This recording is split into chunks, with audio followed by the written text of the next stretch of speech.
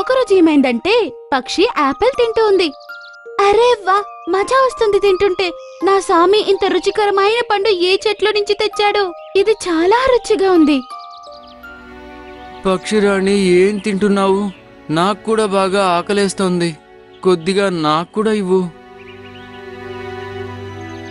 ఈ గద్ద యొక్క కళ్ళు ఎప్పుడూ నా ఆహారం మీదే పడుతుంది. నేను ప్రెగ్నెంట్ గా ఉన్నానని తెలీదా దీనికి? నా ఆహారం మీదే కన్ను పెడుతూ ఉంటుంది. ఏమైంది? ఈరోజు ఏమీ చేయలేదా?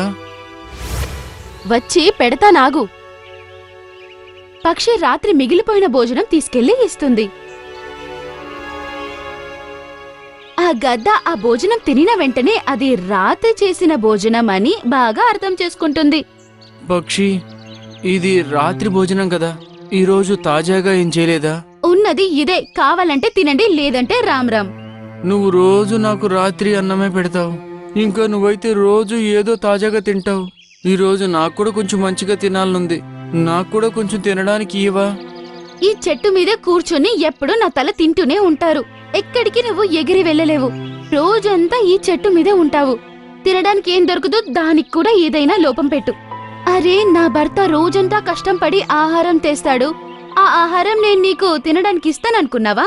దొరికింది తిను. గద్ద పాపం అదే ఆహారం ఏం మాట్లాడకుండా తింటుంది. రోజు ఆ పక్షి యొక్క కఠినమైన మాటలు వినాల్సొచ్చేది. పాపం అది ఏం చేయలేకపోయేది.